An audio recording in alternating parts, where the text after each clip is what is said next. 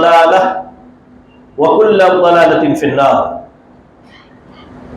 أعوذ بالله السميع العليم من الشيطان الرجيم. بسم الله الرحمن الرحيم. واجعلوا بيوتكم قبلة وأقيموا الصلاة وبشر المؤمنين. رب اشرح لي صدري ويسر لي أمري واحلل عقدة من لساني يفقهوا قولي. اللهم لا حول ولا قوة إلا بك. لائق صد احترام بزرگ حضرات، نوجوان ساتھیوں اور عزیز بچوں، تمام تعریفیں اس اللہ رب العالمین کے لیے ہیں جس رب کائنات مالک ارض و سما نے ہمیں اور آپ کو آج اس کے گھروں میں سے ایک گھر میں بیٹھ کر اس کے دین کی کچھ باتیں کہنے اور سننے کی توفیق دی ہے۔ درود و سلام ہو اللہ رب العالمین کے بھیجے ہوئے تمام نبیوں اور رسولوں پر، جنہیں اللہ رب العزت نے اہل کائنات کی رشد و ہدایت کے لیے اس جہاں فانی کے اندر مبعوث فرمایا۔ خصوصیت کے ساتھ بے پناہ انگنت لا تعداد درود و سلام ہم سب کے امام اعظم، امام کائنات، امام الانبیاء جناب محمد رسول اللہ صلی اللہ علیہ وسلم۔ اللهم صل على محمد وعلى آل محمد كما صليت على إبراهيم وعلى آل إبراهيم إنك حميد مجيد. اللهم بارك على محمد وعلى آل محمد كما باركت على إبراهيم وعلى آل إبراهيم إنك حميد مجيد. حاضرین درس،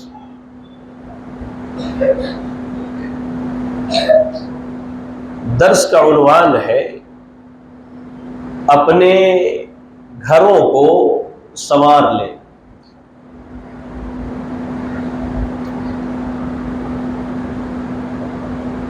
ہم میں کا ہر آدمی اگر وہ کسی چیز کا مالک ہے تو اس کی یہ کوشش ہوتی ہے کہ اپنی چیز اور اپنے سامان کی بڑی حفاظت کرے۔ چھوٹی سی چیز موبائل فون کو لیجیے، آپ پیچھے کا حصہ خراب نہ ہو جائے ہم بیک کور لگا لیتے ہیں، گر کر کے اسکرین ٹوٹ نہ جائے، نقصان نہ ہو جائے اس کے لیے ہم کیا ہے فرنٹ گلاس وغیرہ لگا لیتے ہیں۔ یہ انسانی فطرت ہے کہ انسان کے ذمہ جو چیزیں ہوتی ہیں یا جن چیزوں کا وہ مالک ہوتا ہے ان چیزوں کو بڑا سجا کے سوار کے بڑے اہتمام کے ساتھ ان کی حفاظت کرتا ہے۔ اور اللہ تعالیٰ نے دنیا میں زندگی گزارنے کے لیے ہمیں اور آپ کو جو نعمتیں دی ہیں ان نعمتوں میں اللہ کی ایک عظیم نعمت ہمارا خود کا گھر ہے۔ پڑھیں آپ قرآن مجید کی تلاوت کیجئے، سورۃ النحل پڑھیے، آیت نمبر 80 میں اللہ نے فرمایا وَاللَّهُ جَعَلَ لَكُم مِّن بُيُوتِكُمْ سَكَنًا وَجَعَلَ لَكُم مِّن جُلُودِ الْأَنْعَامِ بُيُوتًا۔ کہا اللہ تعالیٰ نے کہ اللہ ہی ہے جس نے تمہارے لیے تمہارے گھروں کو اطمینان اور سکون کی جگہ بنائی ہے۔ جی ہاں، آپ خود سوچ کے دیکھیں، ہم جب باہر کی دنیا میں زندگی گزار رہے ہوتے ہیں تو ہماری یہ فکر ہوتی ہے کہ کب ہم پلٹ کر کے لوٹ کے اپنے گھر پہنچ جائیں تاکہ اطمینان اور سکون حاصل کریں۔ اور اللہ نے اسی حقیقت کو بیان کیا، وَاللَّهُ جَعَلَ لَكُم مِّن بُيُوتِكُمْ سَكَنًا۔ اللہ نے سکون اور اطمینان حاصل کرنے کے لیے ہمیں گھر جیسی عظیم نعمت سے نوازا ہے۔ آپ دیکھیں، ہم جب باہر نکلتے ہیں اپنے سماج میں، اپنے معاشرے میں، تو ہم بہت سارے لوگوں کو دیکھتے ہیں کہ جن کی مکمل زندگی یا تو ریلوے اسٹیشنز پر کٹ گئی یا کسی فلائی اوور کے نیچے کچھ لگا کر کے گھیر لیا، سر چھپانے کی جگہ بنا لی اور وہاں زندگی گزار رہے ہیں۔ ہم جب اس منظر کو دیکھتے ہیں اور اللہ نے ہمیں اگر گھر کی نعمت سے نوازا ہے تو دل میں ایک طرح کا سرور، ایک خوشی اور ایک اطمینان محسوس ہوتا ہے کہ میں اللہ کی بہت بڑی نعمت میں زندگی گزار رہا ہوں. اور یہ ہونا بھی چاہیے. وہ اس لیے کہ ہم اور آپ اگر بنی اسرائیل کی تاریخ پڑھیں، یہود و نصارہ کی اگر ہم تاریخ پڑھتے ہیں، تو موسیٰ علیہ السلام کی قوم میں اللہ تعالی نے انتقام کے طور پر ان کو ان کے گھروں سے باہر نکال دیا تھا. گھر اتنی بڑی نعمت ہے اللہ رب العالمین کی، جسے اللہ نے میسر کیا ہے، واقعی وہ بہت بڑی نعمت ہے. اللہ ہم سب کو اس دنیا میں اور اس دنیا سے بڑھ کر آخرت میں بہترین گھر عطا فرمائے. آمین. میرے بھائیوں، اللہ نے جب بنی اسرائیل سے انتقام لیا ان کے جرم کی وجہ سے، تو اللہ نے انہیں سزا یہ دی کہ وہ 40 سال تک وادی تیہ میں بھٹکتے رہے، گھومتے رہے. اللہ نے ان کو ان کے گھروں سے نکال دیا. اسی لیے اللہ نے کہا واللہ جعل لکم من بیوتکم سکنا وجعل لکم من جلود الانعام بیوتا. ہاں، یہ گھروں کا انتظام کرنے والا بھی اللہ تعالیٰ ہے. کروڑوں روپے ہیں لیکن گھر خریدنے کی حیثیت نہیں. لیکن ایک آدمی بہت کم کماتا ہے، اللہ نے اسے توفیق دی، اس نے اپنے لیے گھر کا انتظام کر لیا. اللہ نے کہا کہ اللہ ہی ہے جو جانوروں کے چمڑیوں سے تمہیں گھر بنانے کی توفیق دیتا ہے، کہ جب تم اپنے گھر کو لے کے ایک جگہ سے دوسری جگہ جاتے ہو تو بڑا آسان ہوتا ہے تمہارے لیے. پچھلے دور میں زندگی ایسی گزرتی تھی، یہ اس طرح اینٹ اور سیمنٹ اور گارے کی گھریں نہیں ہوتی تھی. لوگ خیموں میں زندگی گزارتے تھے، وہی ان کا گھر تھا. اور جہاں چراگاہ ہو، جہاں پانی میسر ہو، مہیا ہو، جانوروں کے چرنے کے لیے جگہ ہو، وہاں جا کر کے وہ اپنا خیمہ گرا دیتے تھے. جب وہاں سے وہ ساری چیزیں ختم ہو گئی، اپنا خیمہ اپنے کاندھے پر اٹھایا، جس کو اردو میں خانہ بدوش کہتے ہیں، کہ جو اپنے کاندھوں پر اپنا گھر لے کر کے پھرتے تھے. پھر وہاں سے دوسری جگہ تلاش کی جہاں ہریالی ہو، پانی. تو اللہ رب العالمین نے کہا کہ یہ گھر بھی مہیا کرنے والا اللہ تعالیٰ ہے، اس کا انتظام کرنے والا بھی اللہ رب العالمین ہے. اور اس کے بعد اللہ نے کہا کہ جب انسان سفر میں ہوتا تھا اس دور میں، یا اپنے گھر میں قیام کرتا تھا، ٹھہرتا تھا، تو اس کے لیے زندگی بڑی آسان ہو جایا کرتی تھی. اب ہم میں سے ہر آدمی یہ کوشش کرتا ہے کہ وہ اپنے گھر کو صاف ستھرا رکھے. سال میں ایک مرتبہ کوشش ہوتی ہے کہ گھر کو پینٹ کرا لیا جائے. گھر کی جو پرانی چیزیں اسے نکال کر کے ہم کباڑ میں پھینک دیتے ہیں، نئی چیزوں کو لے کر کے آتے ہیں. سجاوٹ کے لیے خواتین بڑی کوشش کرتی ہے کہ گھر کا ماحول جو ہے بڑا خوبصورت ہو، بہترین ہو. اور اب تو جیسے جیسے ترقی ہوئی، گھر میں دیکھیں ایئر فریشنر وغیرہ لگا کے رکھتے ہیں، کوئی مہمان گھر میں آئے تو اچھی خوشبو اسے میسر ہو. یعنی ہم ہر طرح کی وہ کوشش کرتے ہیں جس سے ہم اپنے گھر کو سجا لیں، سنوار لیں. لیکن میرے بھائی، حقیقی طور پہ گھر کو سجانا سنوارنا یہ نہیں ہے کہ ہم بستر بالکل صاف رکھیں. یہ چیزیں ہیں، یہ سجاوٹ میں ہے، لیکن جو حقیقی سجاوٹ ہے وہ یہ نہیں ہے کہ بس گھر کو صاف ستھرا رکھ لیا اور کچھ چیزوں میں ہم یعنی پڑھ کے اپنی زندگی گزار رہے ہیں. صاف ستھرا بڑا بہترین عالیشان گھر ہے ہمارا. یہ اصل سجاوٹ نہیں ہے. اصل سجاوٹ یہ ہے کہ انسان جس گھر میں زندگی گزار رہا ہے اس گھر میں اللہ اور اس کے رسول کا قانون چلتا ہو. اصل سجاوٹ یہ ہے کہ انسان جس گھر میں زندگی گزار رہا ہے اس گھر میں ہر فرد اس گھر کا اللہ کی شریعت کا پابند ہو. گھر کی سجاوٹ اصل یہ ہے کہ ہم جس گھر میں زندگی گزار رہے ہیں اس گھر میں رہ کر اللہ کی نافرمانیوں سے اپنے آپ کو بچائیں. اسی لیے ہم نے اس موضوع کا انتخاب کیا کہ آئیے ہم اپنے گھروں کو سنوار لیں. گھروں کو سنوارنے کے تعلق سے شریعت نے بہت ساری رہنمائی کی ہے. ان میں سے 4 یا 5 باتیں مختصراً میں آپ کے سامنے رکھوں گا. سب سے پہلی چیز میرے بھائیوں، گھروں کے سنوارنے کے تعلق سے آپ اپنے گھروں میں نماز پڑھنے کے عادی ہو جائیے. یہ گھروں کو سنوارنا ہے. آپ اپنے گھروں میں نماز پڑھنے کے عادی ہو جائیں گے. اس نماز سے مراد کیا ہے؟ نفل اور سنن نمازیں، فرض نہیں، فرض نہیں۔ اکثر ہمارے نوجوان کیا کرتے ہیں، کام میں وقت گزار دیا اور اس کے بعد گھر میں نماز پڑھ لیا۔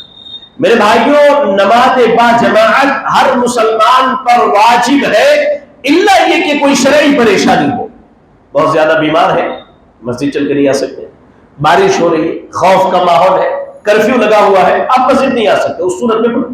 آپ کو میں بتاؤں، صحیح حدیث کے الفاظ ہیں، ایک صحابی جو آنکھوں سے نابینا ہے، نبی اکرم صلی اللہ علیہ وسلم کی خدمت میں حاضر ہوئے، آ کر کے کہا کہ اللہ کے رسول صلی اللہ علیہ وسلم، میں نابینا ہوں اور مسجد نبوی سے میرا گھر تھوڑا دور ہے، اب اندھا آدمی ہوں، مسجد تک کوئی لانے والا نہیں، مسجد تک کوئی لانے والا نہیں۔ اس پر رات کا جب ماحول ہو تو مدینے کی وادی میں درندے گھومتے پھرتے ہیں، اور بارش ہو جائے تو مدینے میں سیلاب کا ماحول ہوتا ہے، مسجد آنے میں مجھے بڑی پریشانی ہے۔ نبی اکرم صلی اللہ علیہ وسلم نے اس آدمی کو اجازت دے دی کہ وہ گھر میں نماز پڑھ لے، کہا کہ ٹھیک ہے آپ گھر میں نماز پڑھ، لیکن جب وہ جانے لگے تو آپ نے انہیں بلا کے پوچھا ہے، عبداللہ ابن ام مکتوم هل تسمعون النداء، آپ آذان کی آواز سنتے ہیں؟ کہا کہ ہاں، میرے گھر میں تو آذان کی آواز آتی ہے۔ کہا فاجب علیک، اب آپ پر واجب ہے کہ آپ مسجد آ کر کے نماز ادا کیجیے۔ ایک مسلمان مرد پر یہ واجب ہے کہ وہ 5 وقتہ نمازوں کی ادائیگی مسجد میں کرے، الا یہ کہ کوئی شرعی عذر ہو جس کی بنیاد پر مسجد نہ آ سکتا ہو۔ گھروں کو زینت بخشنے، گھروں کو سجانے اور سنوارنے کے بعد میں سب سے پہلی چیز یہ آپ اپنے گھر میں بٹھا لیجئے کہ اپنے گھروں میں نمازوں کا اہتمام کیا کیجیے۔ اور نمازوں سے مراد کیا ہے؟ نفل اور سنن نمازیں۔ اب دیکھیں سورہ یونس کی تلاوت کیجیے، آیت نمبر 87 میں اللہ نے کہا وَجْعَلُوا بُيُوتَكُمْ قِبْلَةً وَأَقِيمُوا الصَّلَاةَ وَبَشِّرِ الْمُؤْمِنِينَ۔ اللہ نے موسیٰ علیہ السلام اور ان کے بھائی ہارون علیہ السلام، ان دونوں کو حکم دیا اللہ نے کہا وَجْعَلُوا بُيُوتَكُمْ قِبْلَةً، کہا کہ اب جب تم اپنے گھروں میں آ گئے ہو تو اپنے گھر کو قبلہ بناؤ اور نماز قائم کرو۔ اللہ نے حکم دیا کہ گھروں میں نماز پڑھو، وَجْعَلُوا بُيُوتَكُمْ قِبْلَةً، اپنے گھر کو قبلہ بناؤ اور کیا کرو، وَأَقِيمُوا الصَّلَاةَ، اور نماز قائم کرو اپنے گھروں میں، وَبَشِّرِ الْمُؤْمِنِينَ، اور جو ایمان والے ہیں، اہل ایمان ہیں، انہیں خوشخبری سنا۔ یہ آیت کریمہ یہ بتلاتی ہے کہ ایک مومن کے لیے یہ بڑا اہم مسئلہ ہے کہ وہ اپنے گھر میں نمازوں کا اہتمام کرے۔ آپ پڑھیں وہ حدیث جسے امام بخاری اور امام مسلم رحمہم اللہ نے اپنی اپنی صحیح کے اندر سیدنا عبداللہ ابن عمر رضی اللہ تعالی عنہما کے طریق سے نقل کیا ہے۔ کہتے ہیں اللہ کے رسول صلی اللہ علیہ وسلم نے فرمایا اجعلوا من صلاتکم فی بیوتکم ولا تتخذوها قبورا، کہا کہ اپنی نماز کا کچھ حصہ اپنے گھروں میں پڑھا کرو اور اپنے گھر کو قبرستان نہ بناؤ۔ دو باتیں، پہلی بات کیا، اجعلوا من صلاتکم فی بیوتکم، نماز کے کچھ حصے اپنے گھروں میں پڑھو۔ فرض نماز کی ادائیگی مسجد میں کر لیا، اب اس کے بعد جو سنتیں ہیں، جو نفل نمازیں ہیں، چاہے وہ چاشت کی نماز ہو، چاہے وہ اوابین کی نماز ہو، چاہے آپ رات میں تہجد کے لیے اٹھنا چاہیں، یا ایسے بھی اگر نفل پڑھنے کا ارادہ ہو تو اپنے گھر کو ترجیح دیجیے مسجد کے بالمقابل، اس لیے کہ یہ اللہ کے رسول کا حکم ہے۔ اور اس کا دوسرا فائدہ، ہمارا گھر قبرستان نہیں بنے گا۔ آپ کو ہمیں معلوم ہونا چاہیے کہ قبرستان وہ جگہ ہے جہاں نمازیں ادا نہیں کی جاتی ہیں، جہاں نمازیں ادا نہیں کی جاتی۔ اب ذرا اس حدیث کی روشنی میں آپ ذرا سوچ کے دیکھیں کہ کیا ہمارے گھر آباد ہیں یا ہمارے گھر قبرستان کی طرح غیر آباد ہیں؟ ہم سجاوٹ کے ہر فکر کرتے ہیں، نئی نئی مہنگی مہنگی چیزیں خرید کے لاتے ہیں، کچھ یہاں لگایا کچھ وہاں لگایا، اور اس کے بعد مہمانوں سے پوچھتے ہیں کہ دیکھو یہ ڈیکوریشن کے لیے نئی چیز میں نے لائی ہے، یہ کیسا دکھتا ہے؟ اب اس حدیث کی روشنی میں یہ آپ فیصلہ کیجئے کہ ہمارا اور آپ کا گھر کیا ہے، آیا قبرستان ہے یا واقعی انسانوں کے رہنے کی جگہ ہے؟ آپ کو معلوم ہونا چاہیے۔ اسی حدیث کی شرح میں امام نووی رحمہ اللہ فرماتے ہیں کہ گھر میں نماز پڑھنے کا سب سے بڑا فائدہ کیا ہوگا اللہ کی جانب سے گھر میں برکت کا نزول ہوگا۔ آج برکتوں کو تلاشتے ہیں، ہم پریشان حال ہے کہ برکت نہیں آ رہی ہے زندگی میں۔ شیخ مہینے کا ₹1,00,000 کماتا ہوں، لیکن تنخواہ ایسے آتی کہ ایسے ختم ہو جاتی، مال ایسے آیا ختم ہو گیا، برکت نہیں ہے۔ اس لیے کہ ہم نے اپنے گھروں کو قبرستان بنا کے رکھا ہے، گھروں کو قبرستان بنا کے رکھا ہے۔ عورتیں گھروں میں نماز پڑھتی ہیں، ان کا حق ہے، لیکن مردوں کے اوپر بھی یہ حق ہے کہ اپنے گھروں میں نماز کا اہتمام کریں۔ کہا امام نووی رحمہ اللہ نے کہ گھر میں اگر نمازوں کا اہتمام کریں گے، سنن اور نوافل کا، سب سے پہلی چیز اللہ کی برکت نازل ہوگی، اور کہتے ہیں کہ رحمت کے ساتھ اللہ کے فرشتے آپ کے گھر میں نازل ہوں گے، اللہ کی رحمت کو لے کر کے آئیں گے آپ کے گھر میں، سبحان اللہ۔ اللہ یہ کہ اس گھر میں دو چیزیں نہ ہو۔ کوئی بتا سکتا ہے کیا کیا نہ ہو؟ وہ کون سا گھر ہے جس میں فرشتے نہیں آتے؟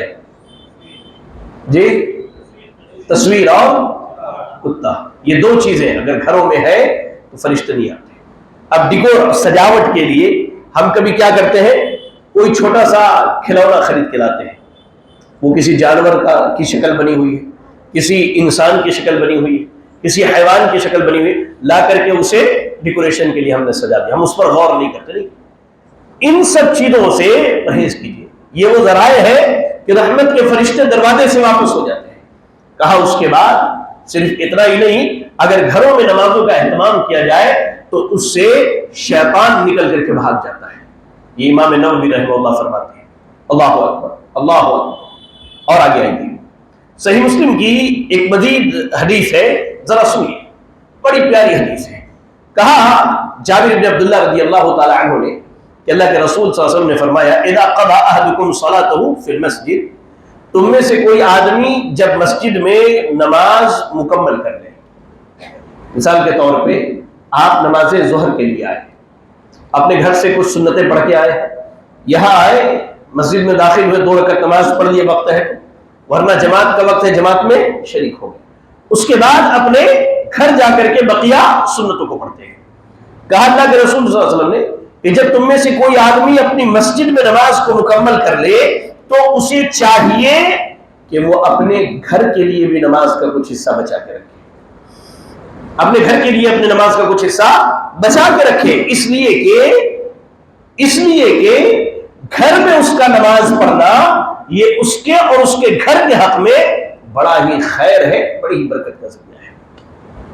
اس لیے میرے بھائی، گھروں کو جب سنوارنے کی بات آئے تو سب سے پہلی چیز جو ہے ہمیں اور آپ کو چاہیے کہ ہم اس خیر کو تلاشیں جو خیر اللہ نے ہمارے لیے لکھا ہے، اور اللہ تعالیٰ نے وہ خیر کہاں لکھا ہے؟ گھروں میں نماز کی ادائیگی میں۔ ایک حدیث اگر میں سناؤں، اللہ اکبر، تو آپ کو ہوش اڑ جائیں گے۔ اللہ کے رسول صلی اللہ علیہ وسلم ارشاد فرماتے ہیں، سنن ابی داؤد کی روایت اور حدیث صحیح سند سے آئی ہے، کہا اللہ کے رسول صلی اللہ علیہ وسلم نے کہ صلاۃ المرء فی بیتہ افضل من صلاته فی مسجد ھذا الا المکتوبہ۔ پہلے ایک سوال کا جواب دیجیے، مسجد حرم میں ایک نماز کا ثواب کتنا ہے؟ 1,00,000۔ مسجد نبوی میں 1,000، اور بیت المقدس میں 500۔ مسجد نبوی میں کتنا ہے؟ 1,000، یاد رکھیے گا۔ اللہ کے رسول صلی اللہ علیہ وسلم نے کہا کہ آدمی کا اس کے گھر میں سنن اور نوافل کا پڑھنا میری مسجد میں سنت اور نفل پڑھنے سے کہیں زیادہ بہتر ہے، سوائے فرض نماز کے۔ فرض نماز کے مقام کو نہیں پہنچ سکتا آدمی، وہاں 1000 ہے، یہاں میں 27 ملتا، وہاں کتنا ہے؟ 1000 ہے۔ لیکن سنت اور نفل نمازیں اگر گھر میں پڑھی جائے تو اللہ کے رسول صلی اللہ علیہ وسلم نے کہا کہ میری مسجد میں پڑھنے سے یہ زیادہ بہتر اور افضل ہے انسان کے لیے۔ ہم کہاں اپنے گھروں کو سنوار رہے ہیں، کہاں اپنے گھروں کو سجا رہے ہیں؟ آئیے، ام حمید نامی ایک صحابیہ اللہ کے رسول صلی اللہ علیہ وسلم کی خدمت میں حاضر ہوتی ہے، مسند امام احمد کی حدیث صحیح سند سے آئی ہے، بڑی بہترین حدیث ہے۔ آ کے کہتی ہے اللہ کے رسول صلی اللہ علیہ وسلم، انی احب الصلاۃ معک ای فی مسجدی۔ کہا اللہ کے رسول صلی اللہ علیہ وسلم، مجھے یہ بہت پسند ہے کہ میں آپ کی مسجد میں آپ کے پیچھے نماز ادا کروں۔ ہر آدمی کی یہ خواہش ہونی چاہیے بھائی کہ ہم مسجد نبی میں نماز ادا کریں۔ اور اللہ کے رسول وہاں موجود ہیں. وہ خاتون آ کے کہتی ہے کہ اللہ کے رسول صلی اللہ علیہ وسلم مجھے بہت پسند ہے کہ میں اس مسجد میں آپ کے پیچھے آپ کے ساتھ نماز ادا کروں. تو اللہ کے رسول صلی اللہ علیہ وسلم نے کہا ہاں میں یہ سمجھتا ہوں کہ آپ کو یہ پسند ہے کہ آپ میرے ساتھ اس مسجد میں نماز ادا کریں، لیکن آپ کا گھر کے کونے میں نماز پڑھنا گھر کے کسی کشادہ حصے میں نماز پڑھنے سے بہتر ہے. بس سمجھ میں گھر میں داخل ہوئے، اب گھر میں کوئی کونا ہے، ایک دم کنارے کا ہے، الگ تھلگ جگہ ہے، وہاں نماز پڑھنا گھر کے کشادہ حصے میں نماز پڑھنے سے بہتر ہے. اس کے بعد آپ نے کہا کہ آپ کا گھر کے کشادہ حصے میں نماز پڑھنا آنگن میں نماز پڑھنے سے بہتر ہے، اور آپ کا آنگن میں نماز پڑھنا محلے کی مسجد میں نماز پڑھنے سے بہتر ہے، اور محلے کی مسجد میں آپ کا نماز پڑھنا میری مسجد میں نماز پڑھنے سے بہتر ہے. یا میں بتانا یہ چاہتا ہوں کہ گھر میں نماز کی کتنی اہمیت ہے. خاتون نے جب یہ کہا کہ میں آپ کے پیچھے نماز پڑھنا چاہتا ہوں، تو اللہ کے نبی نے اس خاتون کو رہنمائی کر کے کہا کہ میری مسجد میں نماز پڑھنے سے زیادہ بہتر ہے آپ کے لیے کہ آپ گھر کے کسی کونے میں نماز ادا کر لیں. یہ عورتوں کے لیے خاص حکم ہے. عورتیں فرض نماز اگر مسجد آئے تو انہیں روکا نہیں جائے، لیکن اگر وہ گھر میں نماز ادا کرتی ہے تو آپ یہاں سے جانے کے بعد اپنی خواتین کو بتائیے کہ گھر کے کسی کونے میں نماز ادا کرے. یہ اس کے لیے بہتر ہے کہ گھر کے کسی کشادہ حصے میں نماز ادا کرے. اور آپ کو معلوم ہونا چاہیے انس بن مالک رضی اللہ تعالی عنہ نبی اکرم صلی اللہ علیہ وسلم کے خادم ہیں. ان کی دادی ملائکہ رضی اللہ عنہا وہ نبی صلی اللہ علیہ وسلم کو اپنے گھر میں بلاتی ہیں، اور بلانے کے بعد تھوڑا بہت کچھ کھانے پینے کی چیزیں رکھتی ہیں، اور کہتی ہیں التجا کر کے اے اللہ کے رسول صلی اللہ علیہ وسلم میرے گھر کا یہ کونا ہے، آپ یہاں اگر نماز پڑھ دیں گے تو یہ بڑی برکت والی جگہ ہو جائے گی میرے لیے، اور میں یہی نماز پڑھا کروں گی. اللہ کے نبی نے خالی کہا نہیں بلکہ آپ نے کر کے دکھایا. ان کی کہہ لیجئے کہ ان کے التجا پر آپ نے گھر کے کونے میں 2 رکعت نماز پڑھی. سیدنا انس کہتے کہ میں نبی کے دائیں جانب تھا اور میری دادی پیچھے کھڑی تھی. اس کے بعد اللہ کے رسول صلی اللہ علیہ وسلم چلے گئے، اور ملائکہ رضی اللہ تعالی عنہا پوری زندگی نمازیں اسی کونے میں اسی گوشے میں پڑھا کرتی تھی. تو میرے بھائی کہنے کا مطلب یہ ہے کہ اپنے گھروں کو سنوارنا ہے تو ظاہری سجاوٹ کے بجائے ہم اس سجاوٹ کا اہتمام کریں جس کا شریعت نے ہمیں حکم دیا ہے. اور اس میں سب سے پہلی چیز کیا ہے؟ گھر میں نماز کا حصہ مقرر کر لیجیے. اور میں آپ کو ذاتی طور پہ کہتا ہوں کہ آپ اپنے گھر میں نماز کے لیے کوئی جگہ فکس کر لیجئے کہ یہ کونا جو ہے یہ ہمارا دین کے لیے ہے. ایک چھوٹی سی لائبریری بنائیے، کچھ کتابیں رکھ لیجیے. میں نے کئی مقامات پر یہ بات کہ آپ سب کو کہتا ہوں، ہم مسلمانوں کے لیے بڑی بدنصیبی کی بات ہے کہ ہمارے گھروں میں جوتا چپل رکھنے تک کا شیلف ہوتا ہے کہ چپل اٹھا کے یہاں رکھنے کا ہے، جوتا اٹھا کے یہاں، یہ شادی بیاہ میں پہن کے جانے کے چپل جوتے ہیں، یہ باہر جانے کا ہے، یہ فلاں جگہ جانے کا ہے. لیکن اکثریت ایسے ہیں جن کے گھر میں کوئی ایسی جگہ نہیں ہے جہاں وہ کچھ دینی کتاب اپنے لیے رکھتے ہیں. ذاتی مشورہ دیتا ہوں، کم از کم اپنے گھر میں ہر مسلمان کو چاہیے کہ سیرت رسول صلی اللہ علیہ وسلم کی ایک کتاب، سیرت صحابہ اور صحابیات کی ایک کتاب، قرآن مجید کی ایک تفسیر، حدیث کی کتابوں میں ریاض الصالحین جو نئی تخریج کے ساتھ آئی ہے وہ، خاص کر کے عمران ایوب لاہوری صاحب کی کتابوں کا 29 کتابوں کا سیٹ ہے. کم از کم یہ اپنے گھر میں رکھیے. آپ ایک جگہ مقرر کیجیے اپنے گھر میں، گھر کو سجائیے اس سے جہاں آپ نماز پڑھیں، آپ کی بیوی وہیں پر نماز ادا کیا کرے، آپ کے بچے، آپ کی بچیاں وہاں پر نماز پڑھیں. وہ ایک دینی گوشہ ہونا چاہیے. قرآن کی تلاوت کرنی ہے، گھر کے سارے لوگ وہاں بیٹھ کے پڑھتے ہیں، لیکن افسوس کے ساتھ ساری چیزیں ہمارے گھر میں ہیں. اصل سجاوٹ جس چیز سے ہونی تھی آج ہماری اکثریت سے ہوئی ہے. یہ پہلی بات کہ گھر کو سنواریے، سجائیے نمازوں کے ذریعہ. گھر کو زینت اور حسن بخشیے آپ اپنی نمازوں کے ذریعہ. آئیے سجاوٹ کے تعلق سے اللہ اکبر دوسری چیز جو ہے جسے اللہ کے رسول صلی اللہ علیہ وسلم نے اور آپ کے بعد صحابہ اکرام رضی اللہ عنہم نے بیان کیا ہے، وہ ہے گھروں میں خیر اور بھلائی کی وصیت اور تلقین کا ماحول کا ہونا ہے۔ آج میں آپ کو کھلے لفظوں میں ایک بات کہوں، آج جو مسلم بچے اور بچیاں، مسلم بچے غیروں کی بچیوں سے نکاح کر لیتے ہیں، ہماری خود کی بچیاں غیروں کے بچوں سے نکاح کر کے اپنی زندگی گزارتے ہیں، اور یہ بات کسی سے ڈھکی چھپی نہیں ہے۔ اس کی بنیادی وجہ جانتے ہیں کیا ہے؟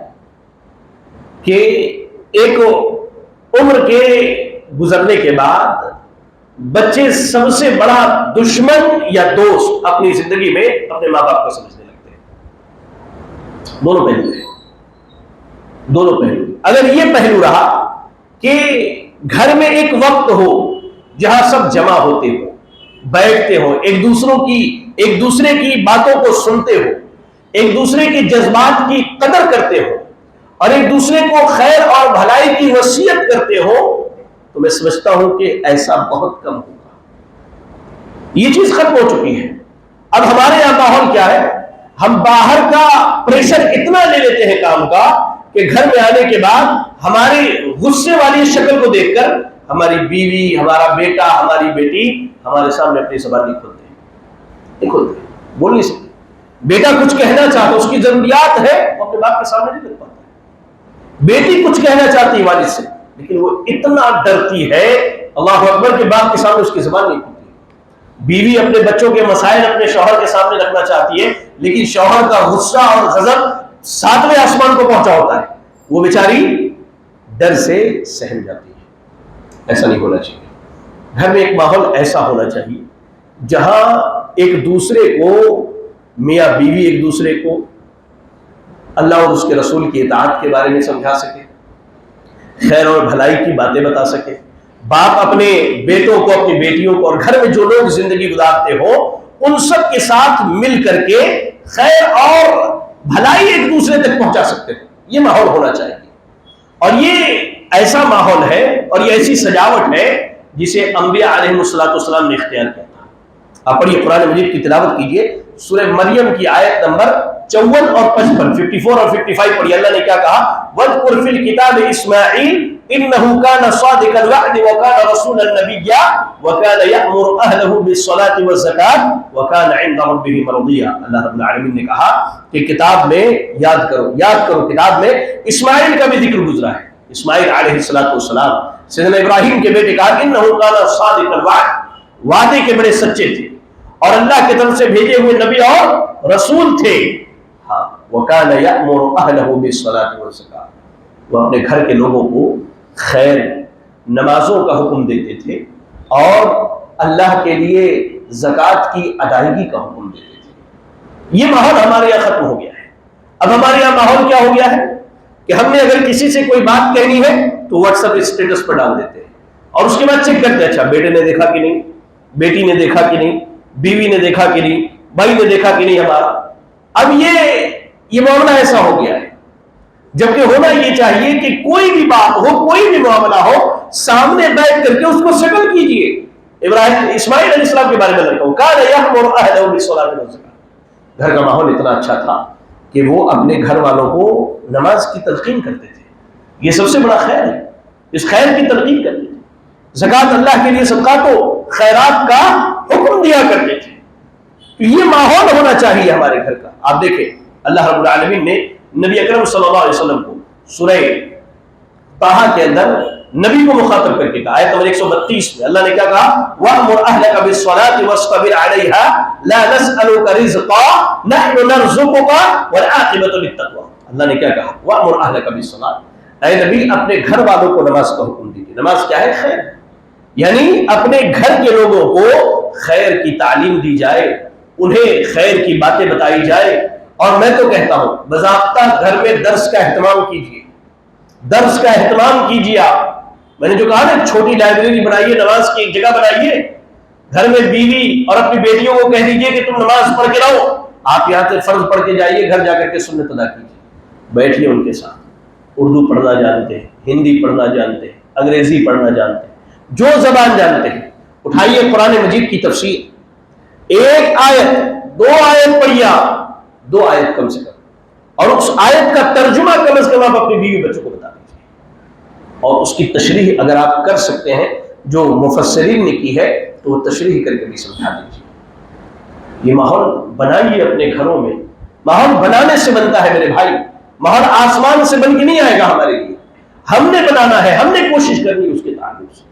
سیرت الرسول آپ گھر جائیے، جا کے اپنے بچوں سے پوچھیں، میں آپ کو ضمانت دیتا ہوں، اپنے کسی بیٹے سے پوچھئے کہ نبی کی 9 یا 11 بیویوں کا نام بتا دیں، نہیں معلوم ہے، نبی کی سیرت نہیں جانتے، ہم خالی ایک ہی چیز جانتے بھائی، اگر نبی کی گستاخی ہوگی تو سڑکوں پہ نکل آؤ، سڑکوں پر نکل آؤ، کسی کو گالی دو، کسی کو برا بھلا کہو، راستے جیم کرو، یہ ساری چیزیں حکومت سے بات بنوانے کے لیے ہے، لیکن جو ہمارا فریضہ تھا کہ اپنے گھر کو آباد کرتے نبی کی سیرت سے، نبی کی سیرت کے تعلیم سے، سبحان اللہ۔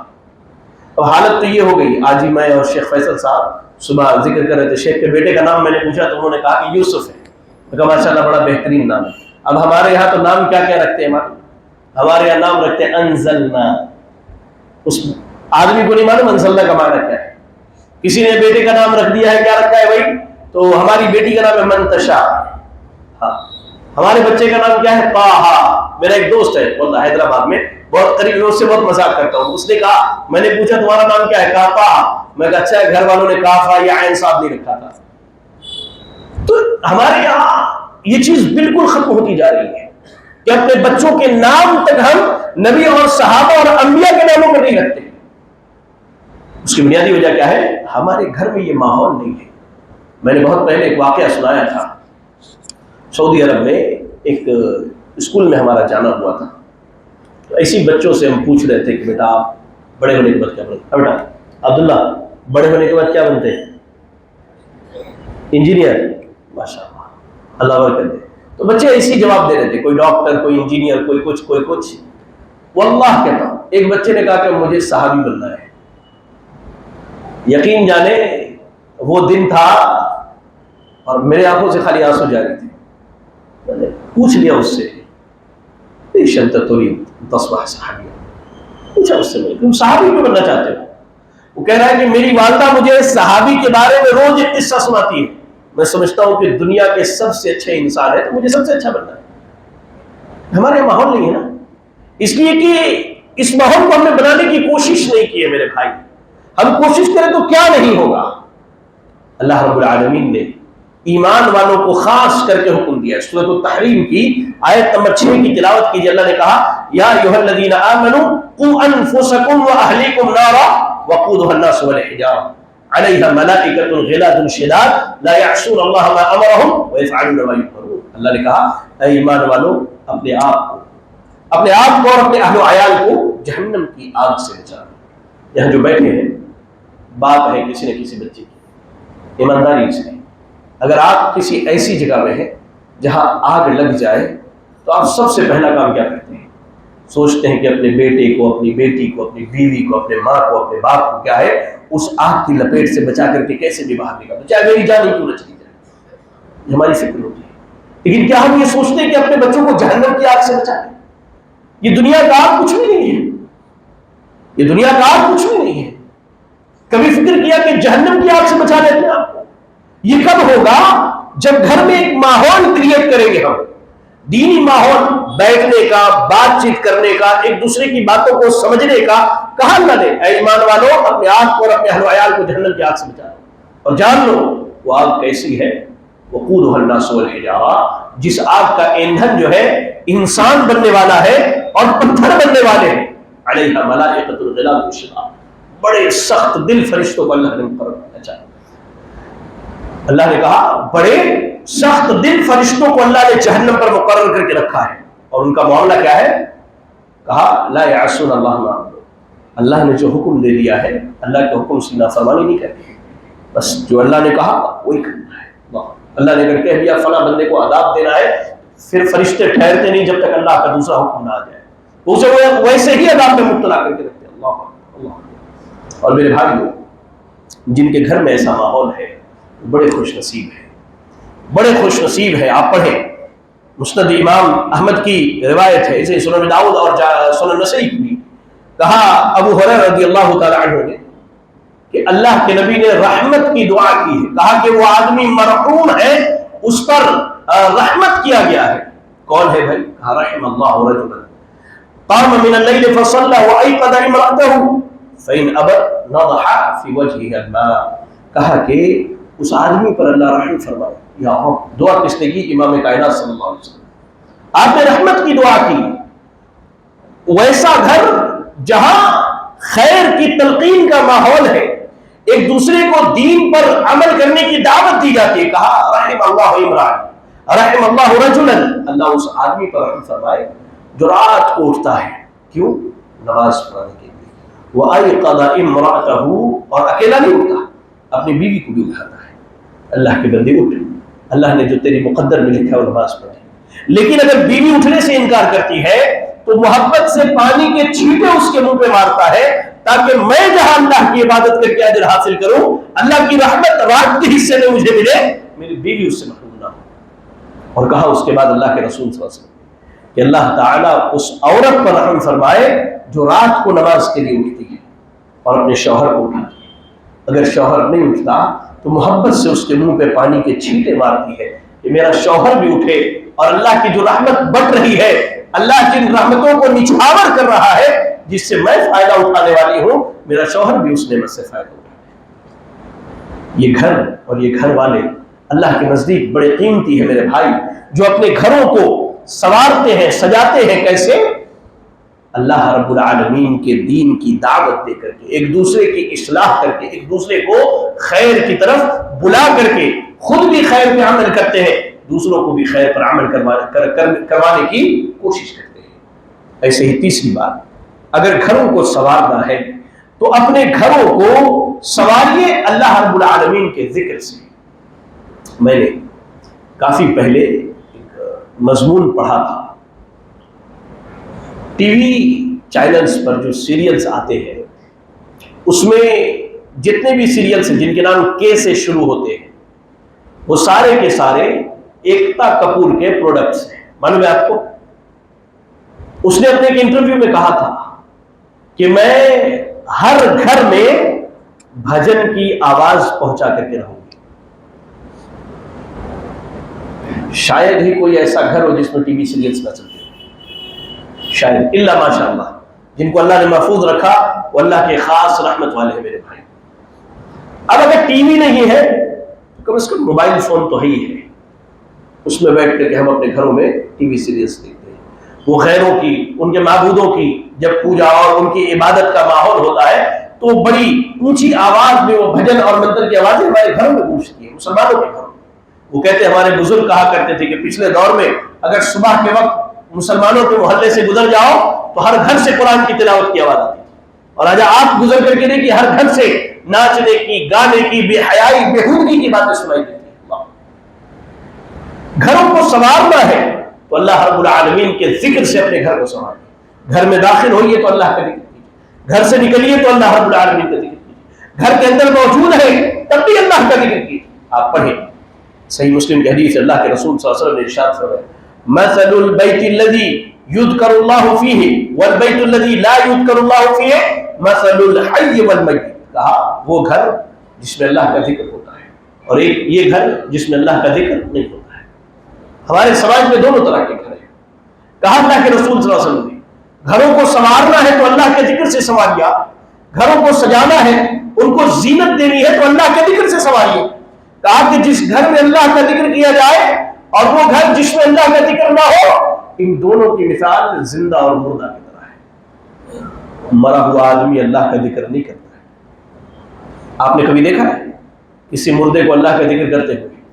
وہ کتابوں میں کہانیاں پڑھنے کو ملتی ہے، بڑی بڑی کتابوں میں، کہ فلاں صاحب جو ان کے قبر سے آواز آ رہی تھی، قبر میں فلاں سانس لے رہا تھا۔ یہ ساری واہیات اور جھوٹے بنگھڑت کہانیاں اور قصے ہیں، شریعت سے ان کا کوئی تعلق نہیں۔ شریعت اسی وقت مکمل ہو گئی جب محمد رسول اللہ صلی اللہ علیہ وسلم اس دنیا میں تھے اور آپ دنیا سے، اس کے بعد کوئی چیز شریعت کا حصہ نہیں ہو سکتی۔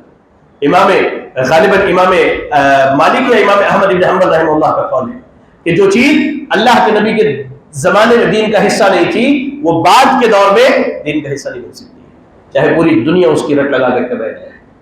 بہرحال اپنے گھروں کو اللہ کے ذکر سے آباد کیجیے۔ آپ ذرا غور کر کے دیکھیں کہ وہ گھر کتنا بھیانک ہے جس گھر میں اللہ کا ذکر نہیں ہوتا۔ اللہ کے نبی نے کہا کہ وہ اس گھر کی مثال مردے کی طرح ہے، مردے کی طرح، اور مردے کی کوئی وقعت نہیں ہوتی ہے۔ حتیٰ کہ جو آدمی فوت ہو جائے اس کا سب سے قریبی رشتہ دار جو ہوتا ہے نا، وہ گھر پہنچنے کے بعد سب سے پہلا سوال کرتا ہے بھائی تدفین کب ہے، کب اس کو دفن کرنا ہے؟ ظہر میں، ٹھیک ہے 12 بجے پہنچ گیا، دفن کیا۔ دفن کرنے کے بعد میں نے دیکھا قبرستان میں مٹی ڈالنے کے بعد ہم سب سے پہلا کام کیا کرتے ہیں؟ اپنے ہاتھوں کو صاف کرتے ہیں، اتنی جلدی جیسے ہم نے اس مٹی میں جانا ہی نہیں ہے، ہمارا اس سے کوئی واسطہ ہی نہیں۔ اپنے گھروں کو اللہ کے ذکر سے سنوارئے میرے بھائی، ورنہ یاد رکھیے ہمارے گھر کی مثال اگر اللہ کا ذکر نہیں ہوتا ہے تو مردے کی طرح ہے، مردے کی طرح ہے۔ میں آپ کو بتلاؤں، اللہ کے رسول صلی اللہ علیہ وسلم نے بڑی بہترین بات کہی ہے، اور جتنے یہاں بیٹھے ہیں اگر ان کے گھر میں یہ ماحول ہے کہ وہ کبھی گھروں میں بیٹھ کر اللہ کا ذکر کرتے ہیں، ان کی بیویاں، ان کی بیٹیاں، ان کے بچے اپنے گھروں میں اللہ کا ذکر کرتے ہیں، ان کے والدین اللہ کا ذکر کرتے ہیں، تو اس مبارک بادی کے لائق ہے۔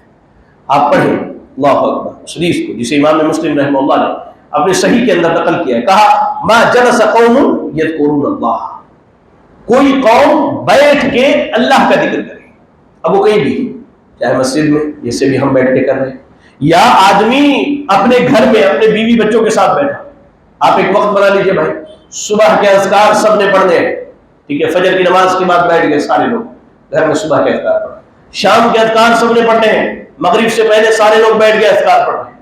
بیٹے کی ذمہ داری ہے بیٹا 100 مرتبہ تم نے لا الہ الا اللہ وحدہ لا شریک لہ لہ الملک و لہ الحمد وعلی کل شیء قدیر پڑھنا ہے، ہاں تم نے سبحان اللہ وبحمدہ سبحان اللہ العظیم 100 مرتبہ پڑھنا ہے۔ گھر کے ہر آدمی کو کم از کم 100 مرتبہ استغفار کی کلمات کہیں، ماحول بنائیے نا۔ کہا اللہ کے نبی صلی اللہ علیہ وسلم نے کوئی بھی گھر ہو، کوئی بھی گھر، مسجد شرط نہیں اس حدیث کے اندر، کہا کہ ما جلس قوم یذکرون اللہ، کوئی قوم بیٹھ جائے اور اللہ کا ذکر کرے، اب وہ مسجد میں ہو یا اپنے گھر میں، فائدہ کیا ہے؟ کہا الا حفتهم الملائکہ، تو فرشتے ان کو ڈھانپ لیتے ہیں، وغشیتهم الرحمہ، اور اللہ کی رحمت انہیں پورا گھیر لیتی ہے، نزلت علیہم السکینہ، اللہ تعالی ان کے دلوں میں سکون کو ڈال دیتا ہے۔ اور سب سے بڑی بات، ہم دنیا میں اپنے بیٹے کے سامنے، اپنی بیوی کے سامنے، اپنی بیٹی کے سامنے، اپنے والد کے سامنے، اپنی والدہ کے سامنے اللہ کو یاد کرتے ہیں، اللہ تعالیٰ اس سے بہتر فرشتوں کی مجلس میں ہمیں اور آپ کو یاد کرتا ہے۔ اپنے گھروں کو سنواریے، اللہ کے ذکر سے سنواریے میرے بھائی، ماحول بنائیے کہ آپ نے صبح و شام کے اذکار، ایسے ہی ذکر کے کلمات سبحان اللہ والحمدللہ ولا الہ الا اللہ اللہ اکبر، یہ اپنے گھر میں پڑھنا، ہر ایک کی ڈیوٹی ہونی چاہیے، ڈیوٹی کہ ہم نے یہ چیزیں جو ہے آج اذکار میں اپنے گھر میں کرنے ہیں۔ سکون سے کہیں صوفے پہ بیٹھ جائیے، کرسی پر بیٹھ جائیے، زمین پر بیٹھ جائیے، اللہ کے سامنے اپنے سر کو جھکائیے، اپنی نگاہوں کو جھکائیے، اللہ کا ذکر کیجیے، اللہ کو یاد کیجیے۔ سب سے بڑا فائدہ، اللہ فرشتوں کی مجلس میں ملائے اعلیٰ میں اللہ تعالیٰ ہم اور آپ کو یاد کرتا ہے۔ اس سے خوش نصیب گھر کون ہوگا، اور اس گھر کے افراد سے زیادہ خوش نصیب کون ہوں گے جن کا ذکر اللہ تعالیٰ ملائے اعلیٰ میں کرے، جن اللہ تعالیٰ فرشتوں کی مجلس میں یاد کرے۔ اپنے گھروں کو سجائیے، سنواریے اللہ رب العالمین کے ذکر سے۔ ایسے ہی چوتھی چیز، اس کا بھی تعلق ایک پہلو سے دیکھا جائے تو ذکر سے ہے، وہ کیا ہے؟ قرآن مجید کی تلاوت۔ اس کا ماحول بنائیے اپنے گھروں میں۔ ہم نوجوانوں کو دیکھتے ہیں کہ مسجد جب آ کر کے بیٹھتے ہیں، مسجد میں وقت ہے اگر جمعہ کے دن تو کوشش کرتے سورۃ الکہف مسجد میں ہی پڑھ لیں، نماز سے پہلے بیٹھے موبائل میں 1 صفحہ 2 صفحہ قرآن پڑھتے ہیں، یہ اچھی چیز ہے، یہ کوئی غلط نہیں، اجر ہے اس میں، لیکن اسی کو اگر ماحول بنایا جائے کہ گھر میں بھی قرآن کی تلاوت کی جائے، اس کا بہت فائدہ ہے۔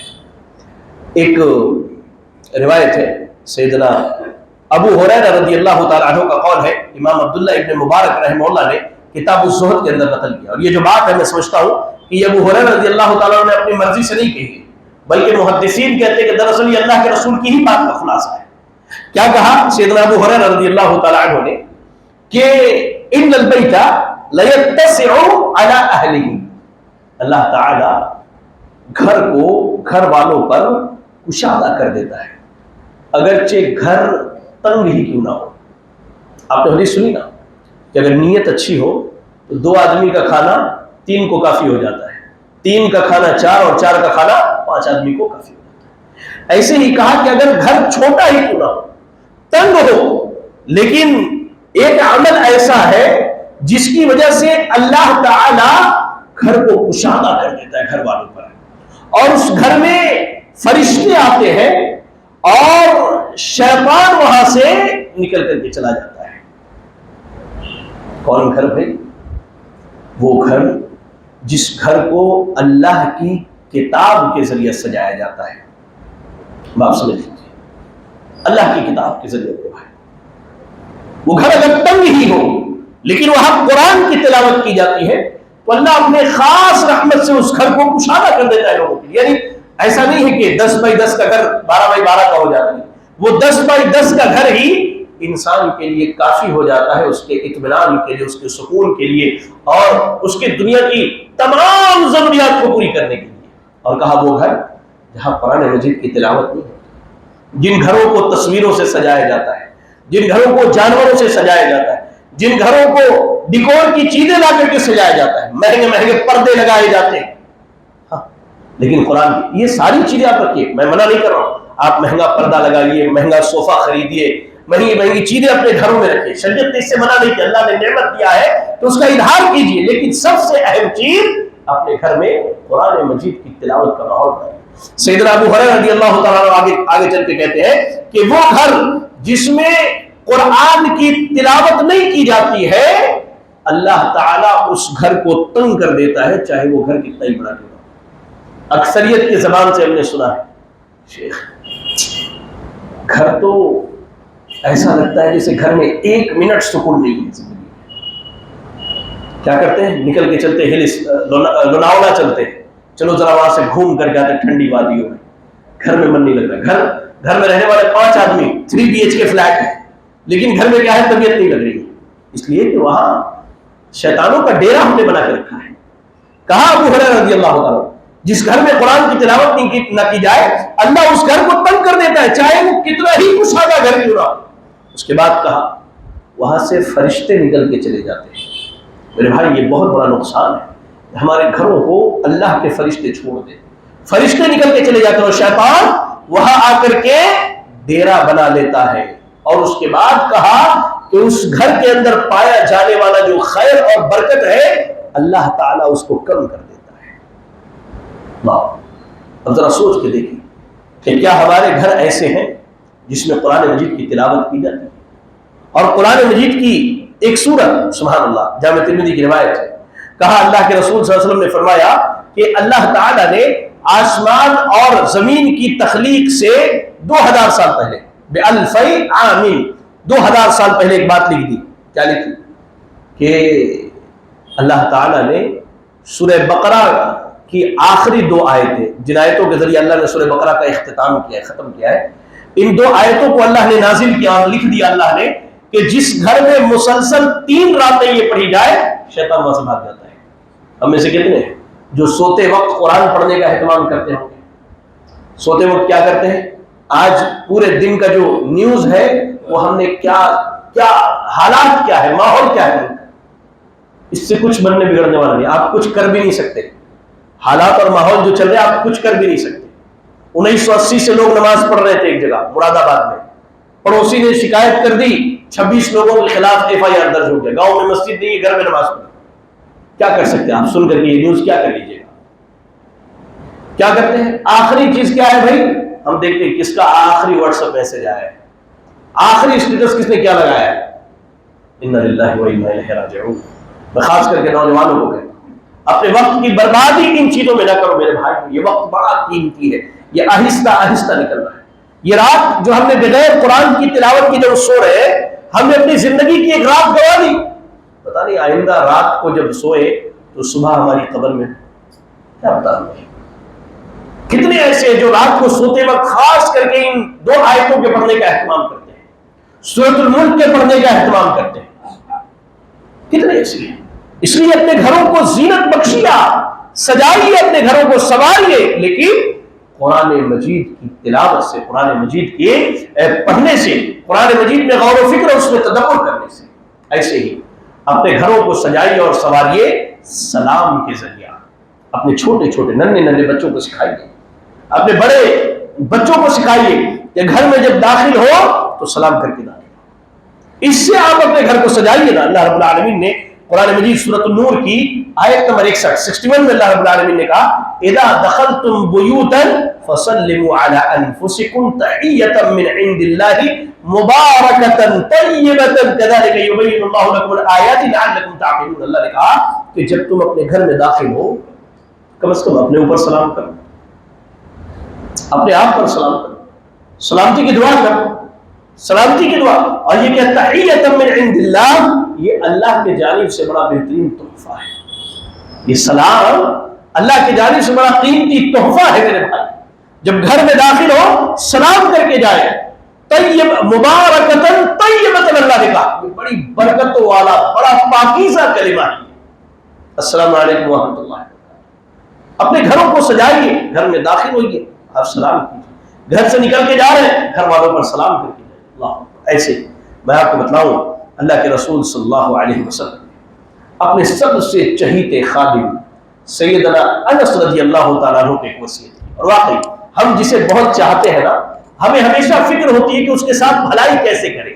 سیدنا انس کو آپ نصیحت کرتے ہیں، یا بنیا، اے میرے بیٹے، آج ہمارا ماحول اتنا بگڑا ہوا ہے کہ ہم اپنے سگے بھائی کے بچوں سے محبت نہیں کرتے، کبھی محبت سے انہیں گلے نہیں لگایا، اپنی بہن کے بچوں کو کبھی گلے نہیں لگایا۔ اب دیکھیں نبی اپنے خادم کو کہتے یا بنیا، یہ عربی زبان میں بڑی محبت کا کلمہ، اے میرے بیٹے، یا بنیا اذا دخلت علی اہلک فسلم، جب اپنے گھر والوں کے پاس جاؤ تو سلام کیا۔ سیدنا انس چھوٹے بچے، اس لیے میں نے کہا چھوٹے بچوں کو سکھلائیے یہ چیز۔ کہا کہ اے میرے بیٹے جب تم اپنے گھر والوں کے پاس جاؤ فسلم، سلام کر کے جانا، کیوں؟ یکون برکۃ علیک وعلی اہل بیتک، یہ تمہارے لیے اور تمہارے گھر والوں کے لیے اللہ کے جانب سے برکت کو حاصل کرنے کا بہترین ذریعہ ہے۔ اس لیے میرے بھائی اپنے گھروں کو سجائیے سنواریے، مہنگی چیزوں سے سجائیے سنواریے، شریعت اس سے منع نہیں کیا، لیکن جو سب سے اہم چیز ہے جو میں نے آپ کے سامنے کچھ باتیں رکھی، ان کا خیال کیجیے کہ ہمارا گھر سجایا جائے، سنوارا جائے نمازوں کے ذریعہ، نفل اور سنن نمازوں کے ذریعہ۔ آج سے تہیہ کر لیجیے آپ کہ میں انشاءاللہ، کہیے انشاءاللہ، نفل اور سنن نمازیں اپنے گھر میں پڑھنے کی کوشش کریں گے۔ ایسے ہی اپنے گھروں کو سنواریے، کس چیز سے؟ گھر میں بیٹھیے، ماحول بنائیے، بچوں سے محبت کیجیے۔ معلوم ہے بچوں سے محبت کرنا بھی اللہ کی بہت بڑی رحمت ہے۔ اقرا ابن حابس رضی اللہ تعالیٰ عنہ نبی صلی اللہ علیہ وسلم کے پاس بیٹھے تھے، سیدنا حسن یا حسین آئے، آپ نے بلایا، گلے لگا لیا، ان کو بوسہ دیا۔ کہا اقرا ابن حابس رضی اللہ تعالیٰ عنہ، آپ بچوں کو بوسہ دیتے؟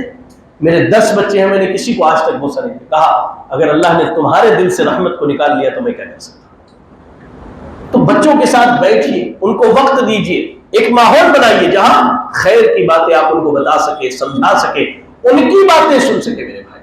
تیسری بات جو میں نے بتائی وہ یہ کہ اللہ اپنے گھروں کو سنواریے اللہ رب العالمین کے ذکر سے، صبح کے اذکار، شام کے اذکار، استغفار کی کلمات، اللہ کی بڑائی بزرگی اور اس کی کبریائی کے کلمات اپنے گھروں میں کہا کیجیے، اپنے گھروں میں اہتمام کیجیے، بچوں کو ڈیوٹی دے کے، ذمہ داری دے کے بیٹھائیے۔ اس کے بعد چوتھی چیز، اپنے گھروں کو سنواریے قرآن مجید کی تلاوت کے ذریعہ، خوب قرآن پڑھیے، غور و فکر کیجیے، گھر میں قرآن کا درس دیجیے، بچوں کو بتائیے، سمجھائیے، سکھائیے۔ اگر بچہ کہیں مسجد کے مدرسے میں پڑھتا ہے، اگر پڑھ کے گھر آئے، کیا پڑھا بیٹا؟ ابا آج ایک صفحہ امام صاحب کو سنایا، خلاص چلو بیٹھ کر کے ایک صفحہ گھر والوں کو بھی سنانا، اس کے لیے بھی اجر ہے، آپ کے لیے بھی اجر ہے انشاءاللہ۔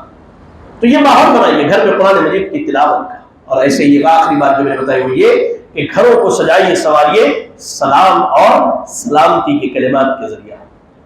ابو ٹاٹا، بائی بائی، ہائے، یہ ساری چیزیں چھوڑ دو یار، یہ دنیا اور دنیا داری ہے، اس سے کچھ بننے بگڑنے والا نہیں ہے۔ اپنے بچوں کو شریعت کی تعلیم دی، بتائیے کہ سلام کرنا تمہارے لیے بھی برکت ہے اور ہمارے لیے بھی برکت ہے۔ آپ اپنے بچوں کو اس کی تعلیم دیجیے، کیونکہ اللہ کے رسول صلی اللہ علیہ وسلم نے سیدنا انس بن مالک رضی اللہ تعالیٰ عنہ کو یہی چیزیں سکھلائی۔ یہ 5 باتیں اللہ سے دعا کریں کہ اللہ رب العالمین ان 5 باتوں پر سب سے پہلے کہنے والے کو، اس کے بعد آپ تمام سامعین کو عمل کرنے کی توفیق عطا فرمائے۔ الہ العالمین ہمیں ہمارے گھروں کو تیری عبادت، تیرے ذکر و اذکار، تیری کتاب کی تلاوت کے ذریعہ سجانے اور سنوارنے کی توفیق عطا فرما دے۔ الہ العالمین ہم میں جو پریشان حال ہے اللہ تو ان کی پریشانیوں کو دور فرما دے۔ اللہ ہم میں جو بیمار ہے انہیں شفاء کاملہ عاجلہ عطا فرما دے۔ الہ العالمین جو مقروض ہے اللہ تو انہیں قرض کی ادائیگی کی توفیق عطا فرما دے۔ الہ العالمین ہمارے جو نوجوان اپنے رزق کے معاملات میں پریشان حال ہیں اللہ تو ان کے رزق کے معاملات کو آسان فرما دے۔ الہ العالمین ہماری جو بہنیں اپنے گھروں میں اپنے رشتوں کے لیے بیٹھی ہیں اللہ تو ان کے لیے بہترین دیندار رشتوں کا انتخاب فرما دے۔ اللہ تو ہمارے بزرگوں کی اصلاح فرما دے۔ اللہ تو ہمارے جوانوں کی اصلاح فرما دے۔ اللہ تو ہمارے بچوں کی اصلاح فرما دے۔ اللہ تو ہماری بیٹیوں کی اصلاح فرما دے۔ اللہ تو ہماری ماؤں کی اصلاح فرما دے۔ الہ العالمین تو جب تک دنیا میں زندہ رکھ، دین اسلام پر زندہ رکھ اور ہمارا خاتمہ ہو تو ایمان اسلام کی حالت میں ہو۔ آمین وآخر دعوانا ان الحمد للہ رب العالمین۔ جزاکم اللہ خیرا۔ السلام علیکم ورحمۃ اللہ وبرکاتہ۔